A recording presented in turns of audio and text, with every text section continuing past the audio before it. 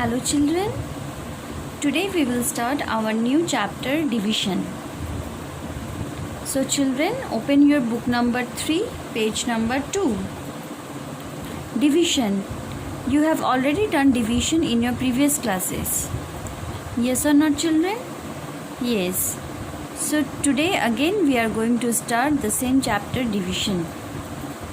Okay? So children, what do you mean by the term division? Division means equal sharing or equal grouping. Okay? What does it mean? It means equal sharing or equal grouping. Suppose I tell you that I have 10 chocolates. Okay? And I have to divide the 10 chocolates among 2 of you. So how many chocolates will each of you get? 5 and 5. Yes or not children? So what I have done? I have divided the 10 chocolates among you two. Okay? So this is what equal sharing or equal grouping. Okay? So now we will discuss few terms related to division. Okay? These are dividend, divisor, quotient and remainder. Okay? So children, the number to be divided is called the dividend. Okay? The number by which we divide is called the divisor. And the answer which we get after division is called the quotient. Okay children? Now what do you mean by the term remainder? The number left after dividing is called the remainder. Okay? So children, see here. Here I have taken an example. I have divided 35 by 7. Okay? See here. 35 I have divided by 7. 7 5s are 35. Yes or not children? Yes. So here which is the dividend? Here the dividend is 35. That means the number to be divided. Here I have divided 35. So 35 will be the dividend. Okay children?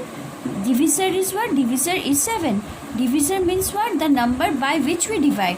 So here I have divided 35 by which number? By 7. So 7 is the divisor. The answer which we get after division is called the quotient. Here after dividing, what have I got? My answer, I have got my answer as 5. So 5 is the quotient and the number left after dividing is called the remainder. See here children, after dividing, I am left with the number 0. Yes or not children? So remainder will be 0. So these are the terms related to division. Dividend, divisor, quotient and remainder. Okay children? Now tips for division. So first tip is what children? Know your multiplication table. For doing division properly and correctly, you will have to know the multiplication table. Okay children? So learn the multiplication tables at your home.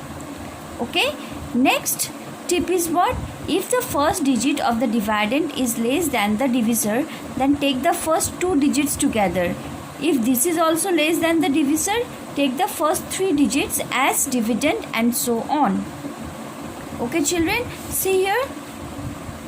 Here what is given? Divide 732 by 8. Okay children? See here the dividend is 732 and the divisor is 8. Yes or not children? Yes. See, dividend is less than the divisor or not? See here dividend is what? Here dividend is 7 and divisor is 8. It is less. So we will take the first 2 digits here together. Okay. That means 73. So 8 9 is 72. Okay. Then we will do the subtraction. 3 minus 2 is 1 and 7 minus 7 is 0. So we are not writing 0 here. So we will bring down 2 here. Okay. Now the number formed is what? It's 12. So 8 1 ja 8. Again after subtracting 8 from 12, what have I got? I have got 4. Okay children? So here which one is the quotient? Here 91 is the quotient and 4 is the remainder. Okay children? See here and another example has been given. It is been given that divide 1226 by 24. Yes or not children? So see here. Now here the divisor is 24. Okay. So first we will see the first digit. Our first digit is 1. So 1 is smaller than 24. We cannot divide 1. So we will take the second digit also. After taking the second digit, the number formed is what? It's 12. Again 12 is smaller than 24. We will be unable to divide 12 by 24. Yes or not, children? So we will take the third digit also. So our number formed is 122. Now we will divide 122 by 24. So 24 5s are 120. After subtraction we have got 2. Yes or not? 2 minus 2 is 0 and 1 minus 1 is 0. So we are not going to write that. We will bring down this 6. So 26. Now 24 1s are 24. So 6 minus 4 will be 2. So here our quotient is 51 and remainder is 2. Okay, children? Okay. So now we will discuss about some properties of division. Okay, so our first property number 1 is a non-zero number divided by itself gives the quotient as 1. So what do you mean by non-zero number? Non-zero number means the numbers which are other than 0 except 0. Okay, so a non-zero number divided by itself, that means the same number gives the quotient as 1. Example, 371 divided by 371 will be, quotient will be 1, or 1089 divided by 1089, quotient will be 1. Okay, children, this is our property 1. Next, property number 2. Property number 2 is a non-zero number divided by 1 gives the quotient as the number itself. That means what? A non-zero number, that means numbers except 0. If you divide the number except 0 by 1, you will get the quotient as the number itself. See here, 7132 divided by 1 will be 7132, or 4000 divided by 1 will be 4000. This is property 2. Okay, children? Now all of you see property number 3. 0 divided by any number gives the quotient as 0. That means what? If you divide 0 by any number, see here I have divided 0 by 3110. So my quotient is what? It is 0. Or if I divide 0 with 5200, my quotient is 0. Property number 3 is what? If you divide 0 by any number, the quotient will be always 0.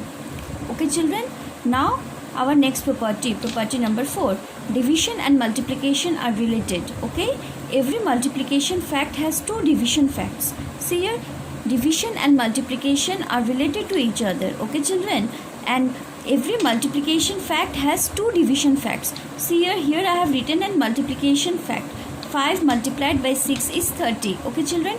The same thing can be written in two division facts. Okay, see here, how can I write? Now 30 divided by 6 will be 5 and 30 divided by 5 will be 6. These are the two division facts of this multiplication fact.